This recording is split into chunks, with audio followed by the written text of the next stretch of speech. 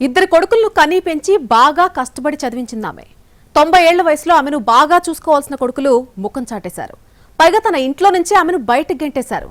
కానీ కొడుకులపై పంతం పట్టిన ఆ వృద్ధురాలు రెవెన్యూ అధికారుల సాయంతో దిమ్మ తిరిగే షాక్ ఇచ్చింది. ఇక్కడ చూడండి, ఈ వృద్ధురాలి పేరు శకుంతలాబాయి. ఆమె వయసు 90 ఏళ్లు. మల్క్పేట ముసారాబాంగ్ లో నివాసం ఉంటోంది. ఈమెకు 2 కుమారులు, 4 కుమార్తెల సంతానం. చాలా కాలం క్రితమే శకుంతలాబాయి భర్త చనిపోయారు. అప్పటి నుంచి తన నివాసంలో 2 కొడుకులతో కలిసి ఉంటుంది.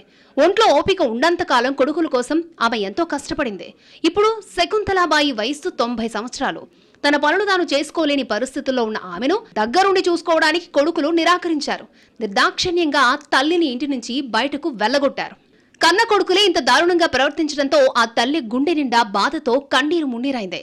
సైదాబాద్లో తన చిన్న కూతురు ఇంటి వద్ద ఉంటూ కొడుకులపై పోరాటానికి దిగింది. ముదిమి వయసులో తన బాగోగులు చూడని కొడుకులు తన ఇంట్లో ఉండేందుకు వీల్లేదని, తన ఇంటిని తనకు అప్పగించేలా చూడాలని శకుంతలాబాయి హైదరాబాద్ జిల్లా రెవెన్యూ ఆఫీసర్కు 2024 ఫిబ్రవరిలో ఫిర్యాదు చేసింది. ఆర్డీఓ అధికారులు ఆమె కొడుకులను పిలిచి కౌన్సిలింగ్ ఇవ్వడమే కాక ఇంటిని తల్లికి అప్పగించాలని ఆదేశాలు జారీ చేశారు.